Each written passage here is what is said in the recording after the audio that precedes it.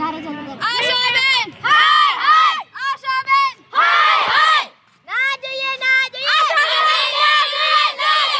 જોઈએ આશાબેન ના જોઈએ વિચારો મારી સ્કૂલની વિદ્યાર્થી છું હું કેજીબી માલમાં રહું છું અમારે આશાબેનને લગતા લઈને પ્રશ્નો છે પહેલાં આશાબેન અહીંયા અમારી કેજીમાં રહેતા હતા પણ ખૂબ જ ત્રાસ આપતા હતા નફટો નીચી અને ભૂંડ જેવા બોલતા હતા અને મારપીટ કરતા હતા છોકરીઓને બાર સભામાં 2-2 કલાક બેહાડી અને ખોટું બોલીને તેમાં ટાઈમ વેસ્ટ કરતો હતો છોકરીની પરીક્ષામાં નતું સારી રીતે ભણાઈ કહેવાતું અને શું કહેવાય અમારે આશાબેન નથી જોતા સોનલબેન જોઈએ જ છે હોસ્ટેલમાં આશાબેન જોઈએ જ નહીં કોઈ કરે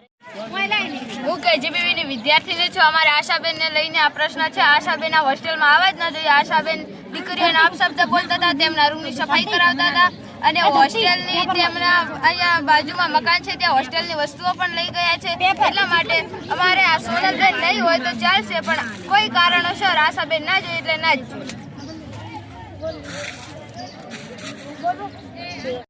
હું થરાદ કેજીબીની બાલિકા છું અમારે એવો પ્રશ્ન નથી કે અમારે સોનલબેને જોઈએ પણ અમારે આશાબેન અહીંયા નહીં જોઈએ એમના ત્રાસથી જ અમે એમને અહીંથી મૂક્યા છે કુંવારલા અને કુંવારલા એવું હોય કે આશાબેન સુધરી ગયા છે તો કુંવારલા પણ 40 છોકરીઓ એલસી લઈને જતી રહી છે અને 2-4 છોકરીઓ તો ટ્રાન્સફર લઈને થરાદ કેજીબીમાં આવી ગઈ છે તે અમને ગંદા શબ્દો બોલતા અને તેમના ઘરની સફાઈ કરાવતા તેમના રૂમની સફાઈ કરાવતા અને તેમના ચંપલ પણ ધોવરાવેલા છે છાણવાળા ચંપલ પણ અમે ધોયેલા છે તેમણે અમારા જ હાથે ધોવરાવેલા છે તો આ દીકરીઓ ભણવા આવે છે કેવી રીતે એમનું કામ કરવા આવે છે પર્સનલ કામ કોઈ જોડે કેવી રીતે કરાવડાય અને એમના પૂરા પરિવાર સાથે તે અહીંયા રહેતા અને એમના છોકરો છોકરી બધા અમને ગાળો બોલતા અમે એ બીકથી એમને સામો જવાબ ના આપતા કે આશાબેન અમને બોલશે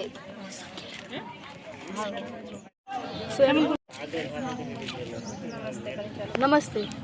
હું Tharad PM SHRI model school KGB બાલિકા વિદ્યાલય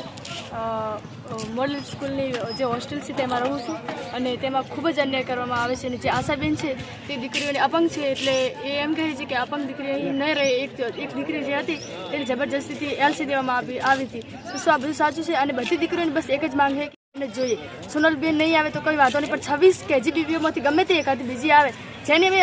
જેની બદલી કરાય એ જ શું કામ અહીંયા પાછી આવે છે તો બસ આટલો મારો અધિકારીને આટલી નમ્ર વિનંતી આવવાનું કારણ શું બેન ત્રાસ આપે છે અમે દીકરીઓને ન બોલવાના શબ્દ બોલે છે એટલે શું બધું એનું સહન કરી શકીએ દીકરીઓ અમે તો 11મું ભણા કદાચ અમે બીજી સ્કૂલમાં હવે પરીક્ષા પછી અમે રાત રહીશું ઘર દાસા તો આ નંજી છોકરીની પાસે શું થશે બેનની બદલી ક્યારે થઈ છે બેનની બદલી 1 વર્ષ પહેલા જ થઈ હતી અને પાછી રિટર્ન અહીંયા થઈ છે હા પાછી અહીંયા આવવાનું હોય કે હે બેન તો એમનું મકાન અહીંયા હે બધું અહીંયાનું અહીંયા હોય તો એ બેન જ જેમ પાસ આવે જેની બદલી થઈ જ જમ આવે બીજી જમ એકી નહીં આવતી હા અમે બધા અધિકારી થરાદની કોઈ કચેરી બાકી નહીં રહી કે જો અમે અરજી ના કરી હોય તો શું લેવા કોઈ નિર્ણય નહીં લાવતું એમને પનિશમેન્ટ માટે તો ત્યાં મૂક્યા હતા પાછા કેમ અહીંયા આવે છે કેમ કોઈ આનો જવાબ નહીં આપતું આશાબેન